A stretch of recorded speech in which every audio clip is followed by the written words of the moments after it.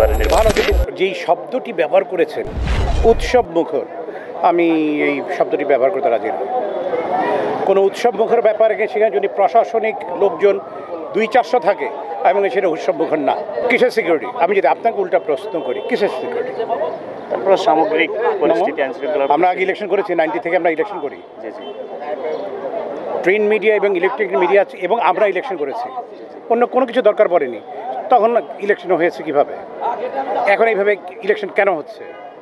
We should change this system. আমাদের এই system পরিবর্তন করা প্রয়োজন, সবার স্বার্থে আমি এটি কথাটা বলছি। তাহলে এটার যে শিল্পী সমিতির যে নির্বাচন, আমি মনে করি এটার একটা মান আছে। আমি উইথ রেসপেক্ট, আপনি যদি আমি ট্রাক স্ট্যান্ডের ইলেকশনের মতো যদি এটাকে সেভাবে বানিয়ে দেন, এটা আমাদের জন্য অত্যন্ত লজ্জাস্কর একটি ব্যাপার। আপনারা দেখছেন দৈনিক কর্ণকণ্ঠ, সবার কথা বলে।